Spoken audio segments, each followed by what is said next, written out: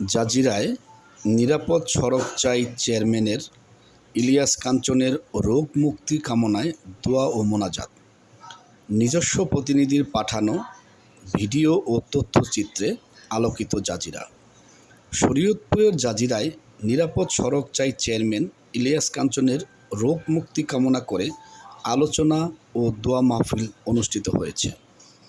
শনিবার 18 অক্টোবর বাদ মাগরিব নিরাপদ সড়ক চাই জাজিরা উপজেলা শাখার আয়োজনে উপজেলা মুক্তিযোদ্ধা ভবন কমপ্লেক্সের সেমিনার হলে সভাপতি রেজাউল করিম মিতুর সভাপতিত্বে অনুষ্ঠানে উপস্থিত ছিলেন জাজিরা উপজেলা নিরাপদ সড়ক চাই এর সাবেক সহসভাপতি ও জাজিরা প্রেস ক্লাবের সাবেক সিনিয়র সহসভাপতি মানবাধিকার কর্মী মোহাম্মদ শফিকুল ইসলাম, সাবেক সহসভাপতি ইফতেখার আমিন সুজন, সাধারণ সম্পাদক জামাল মাতবর, যুব ও ক্রীড়া বিষয়ক সম্পাদক কাজী সিরাজুল ইসলাম সহ সংগঠনটির উপজেলা কমিটির সদস্যবৃন্দ।